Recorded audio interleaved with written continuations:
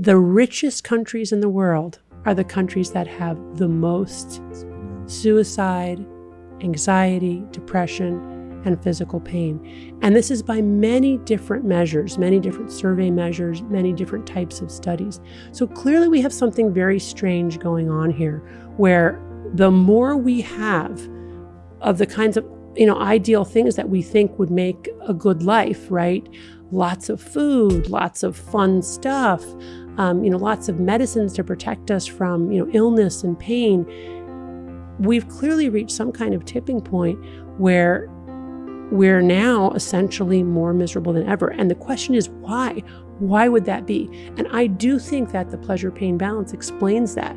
Because our primitive brains were not wired for an easy, hyper-convenient world, we are suffering as a result of all of this access to these feel-good, which is essentially what Dopamination recommends, which is to say the first thing that we need to do is to cut out all of these feel-good substances and behaviors, at least for long enough for those neuroadaptation gremlins to hop off and for homeostasis to be restored. Dopamine fasting. Yeah, essentially dopamine fasting, right? And whatever your source of dopamine is, to cut it out for long enough. Now, in my clinical experience, in my practice, because I have patients who come in seeking help for anxiety, depression, insomnia, and the first thing that I will typically do is to have them cut out their feel-good drugs and behaviors.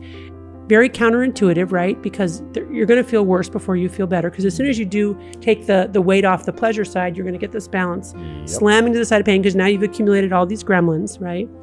But if you wait long enough without using, they eventually do hop off. In my clinical practice, it takes a minimum of a month abstaining for that to happen.